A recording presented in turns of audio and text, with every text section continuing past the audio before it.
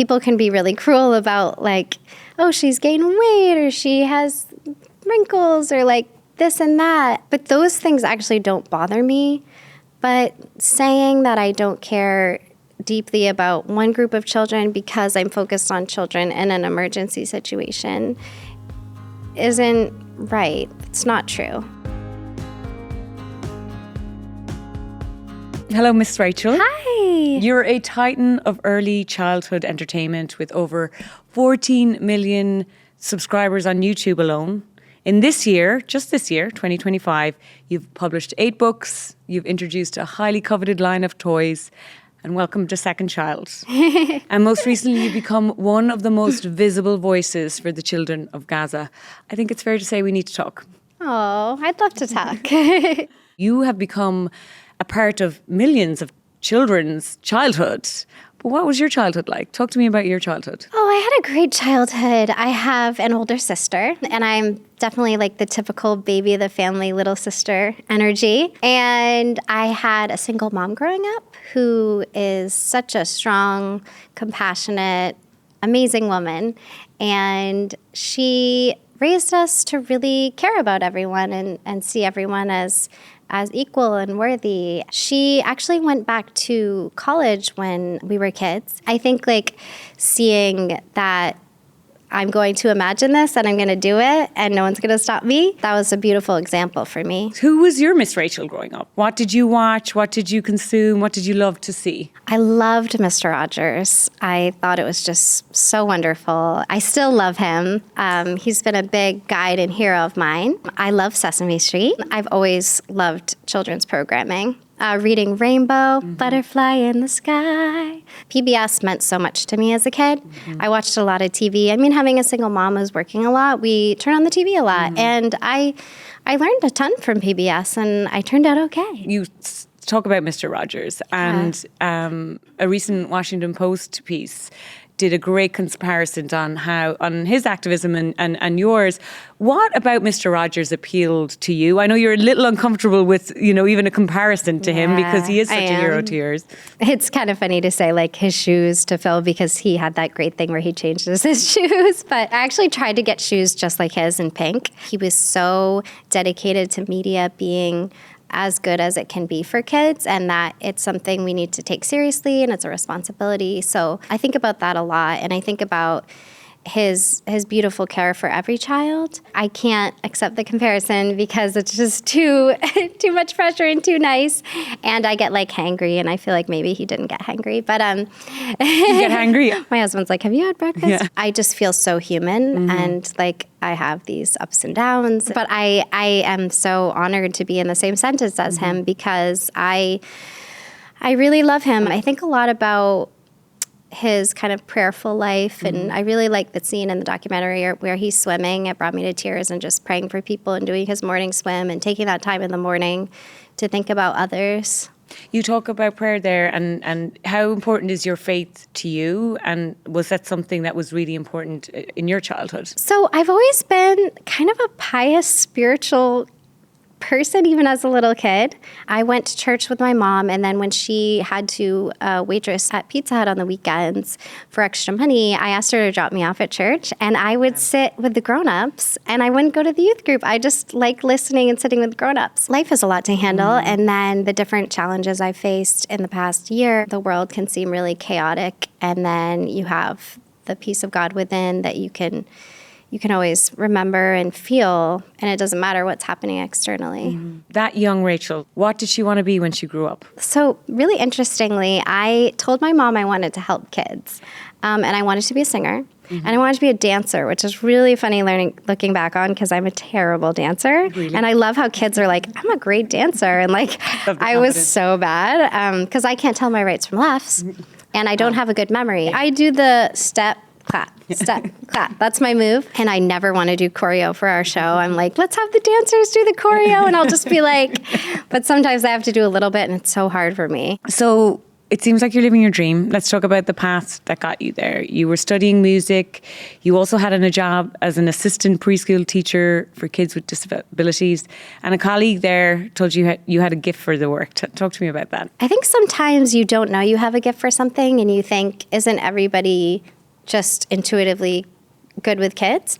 So I was 18 and I started working with kids with disabilities. I was excited to go into work every day, and I definitely had that mindset that I'm going to help them and I can't wait to help. And then as a teacher, it's so rewarding. They end up helping you too. And I think that they really transformed me, actually, because I was struggling at that time because I think I didn't know what to value. I think that time there was a lot of pressure on girls, and I felt like, should I focus all on like my external beauty and try and be like pretty? When I worked with the kids, I realized that my gift, my value was in serving others. And then the next year, they put me as a one-on-one with a little girl with cerebral palsy. And actually looking back, she needed help with speech. And I found creative ways to encourage her to talk.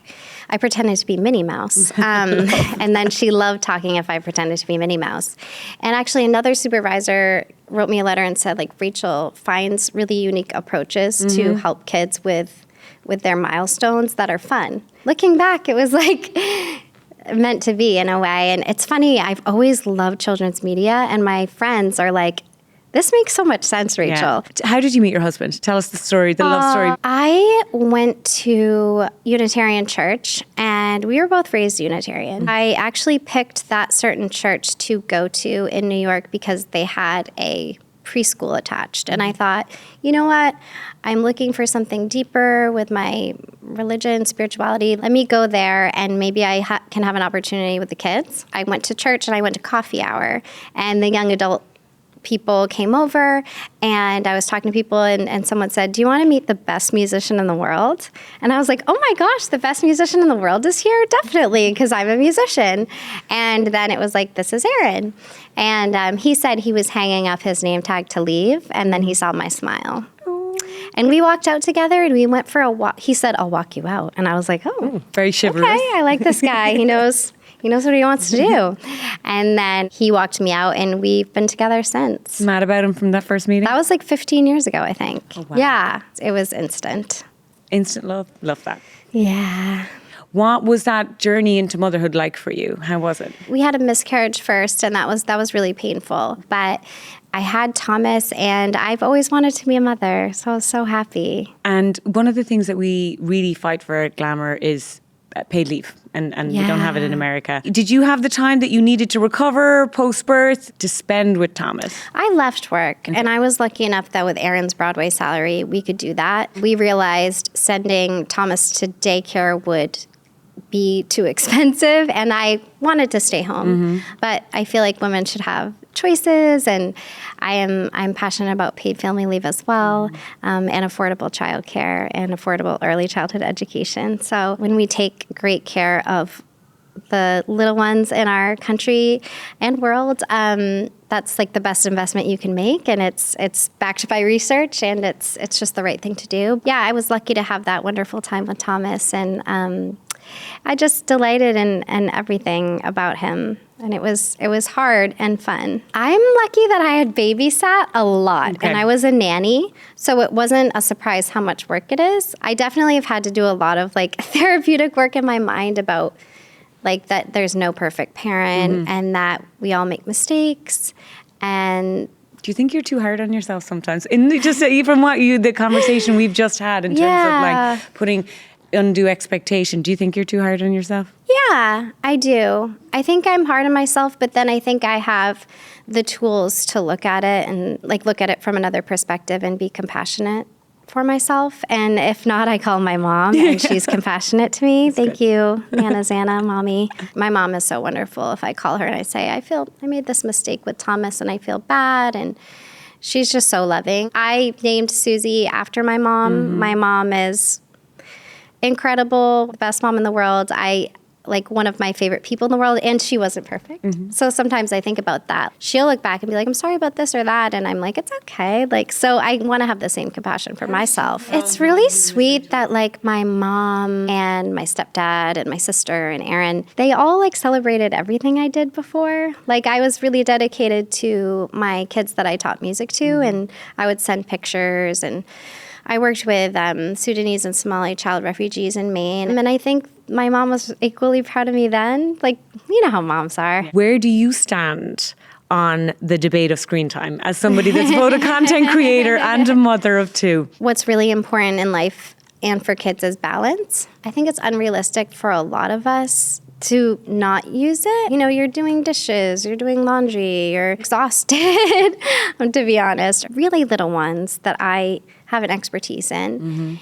It's really important that they have these, what Harvard calls is serve and return interactions. Say they're at the grocery store with you and they point and you're like, oh, you see the apples. And then they're like, yeah. And you're like, wow, should we get an apple? And like, I'm going to pick out an apple. So you're like narrating your day, having those back and forth interactions. So you can't replace those interactions with a screen. It's just not going to work. But I think expecting parents to never use screens and just do all those interactions, like how is that possible? It might be possible for some parents, but it's not possible for all parents. No. And I think like guilt can be a very heavy thing to carry as a parent. And I think we don't need to feel as guilty as we do. Talk to me about the development of the character of Miss Rachel. How much of it is the character, right? Like the Minnie Mouse that you were doing with a child you worked with. How much of it is actually who you are? That's like science behind that, to be like, wow, hi, with a baby. They're going to look at you more if you're animated. I've told this story where like I was at the Children's Museum with my son and I'm like, wow, Thomas. And then like a bunch of moms turned because they heard the voice. And so it's my normal voice when I'm excited. I always imagine a child watching and it just comes out. What's the origin of the outfit? The overalls I chose because they make me feel playful and fun, and they have pockets, which I really enjoy. The pink shirt, I really like the color pink.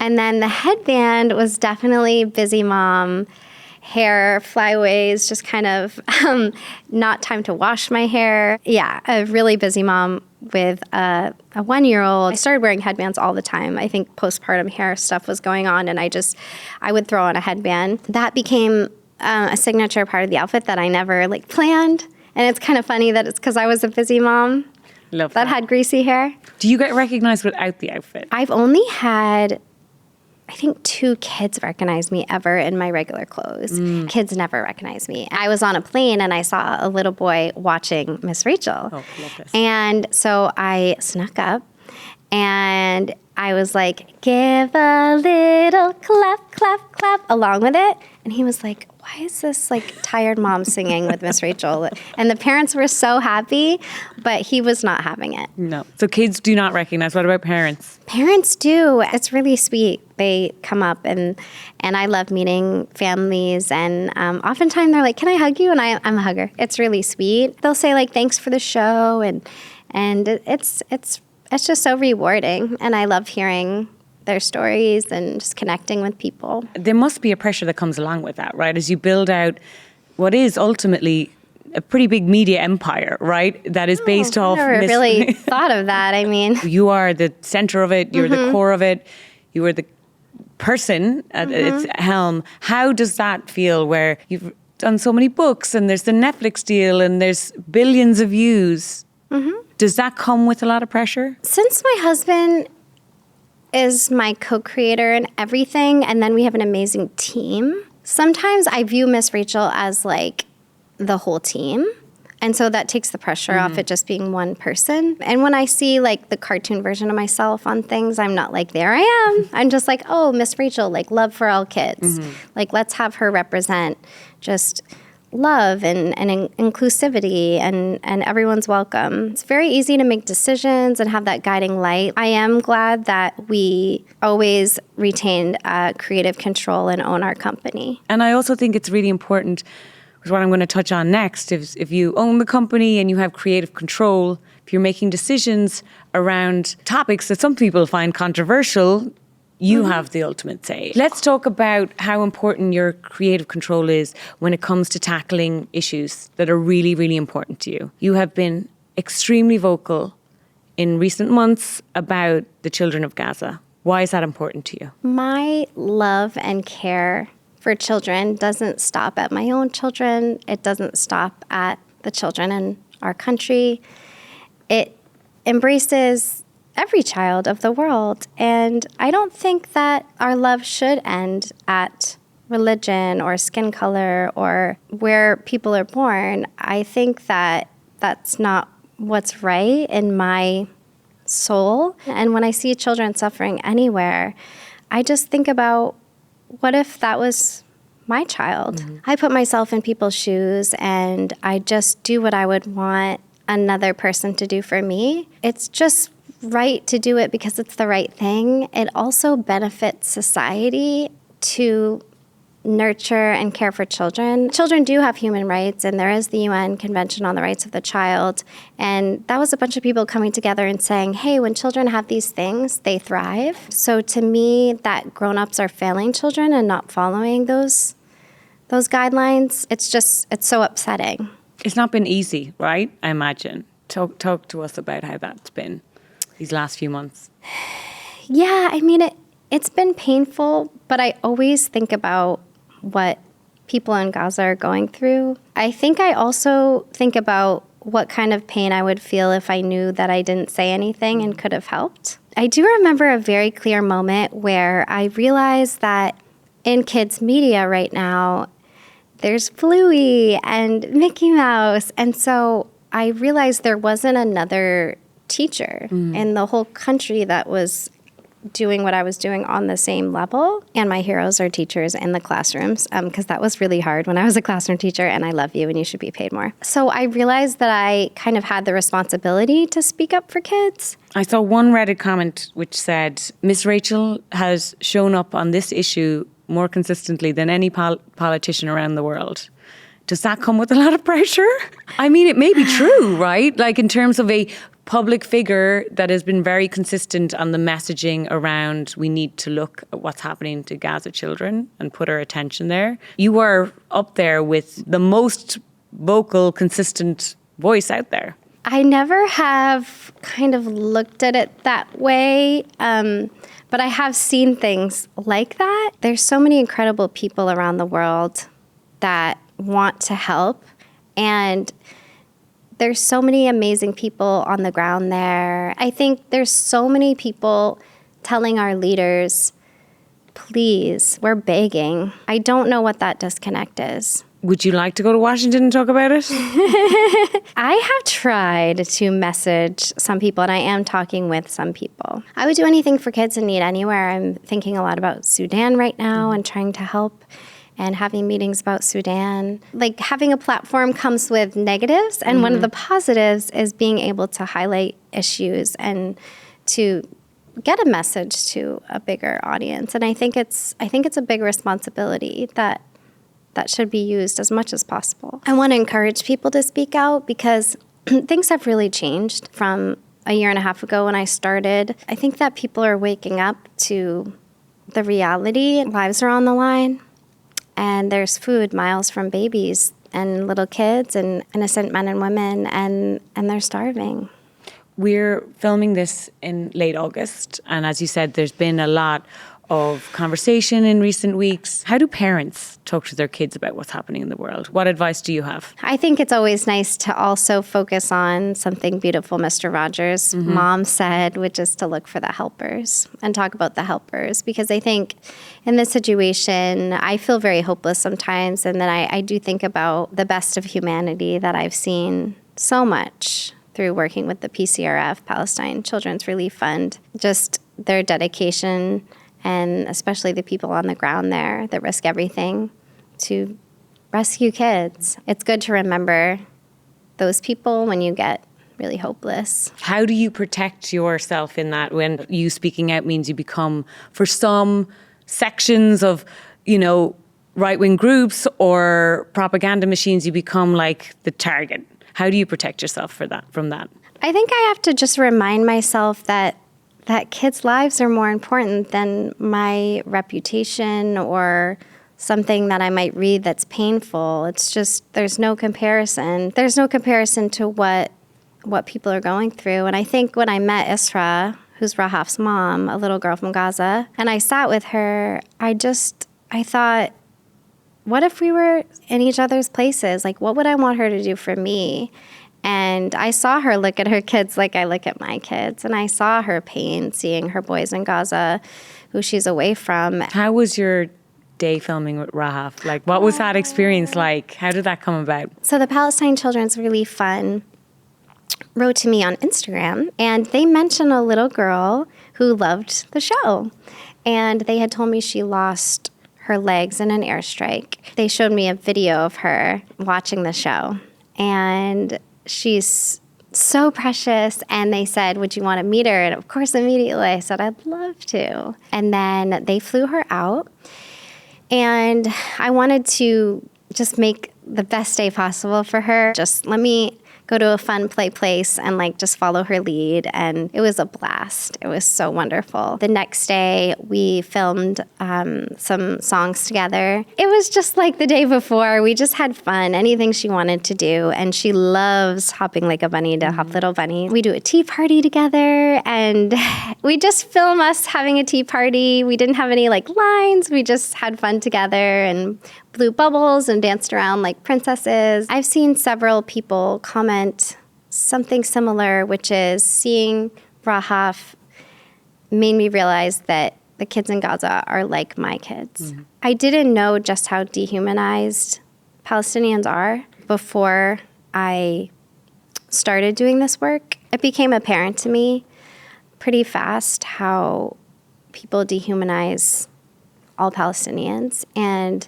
I did have a Palestinian mom say on a Zoom, thank you for seeing our children as human, in tears. And I just couldn't believe she had to thank me for that, because it's just how everyone should see every child, every child in this world. They're all equal, and we just need to treat them all like the precious, beautiful gift they are.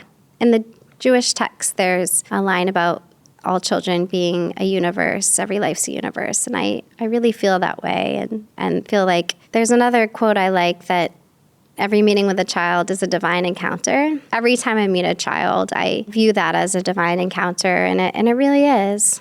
It's precious, and they're the most important person in the world in that moment, and always. How does it make you feel when some groups have painted you as anti-Semitic because of your speaking out for the plight of Gazan children? It's incredibly painful. People can be really cruel about like, oh, she's gained weight, or she has wrinkles, or like this and that. But those things actually don't bother me. But saying that I don't care deeply about one group of children because I'm focused on children in an emergency situation isn't right. It's not true. I know who I am.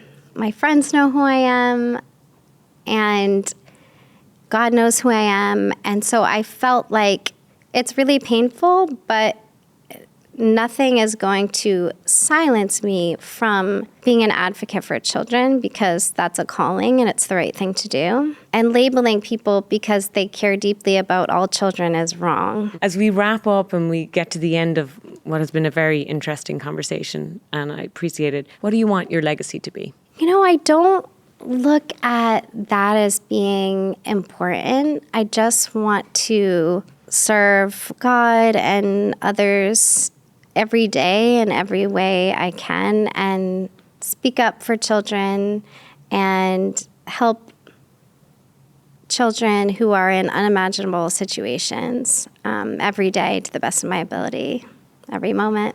What was it like when you got the phone call asking for you to be Woman of the Year? I was in shock. I think I screamed. I was like, what? Well, we're very excited. I'm so honored.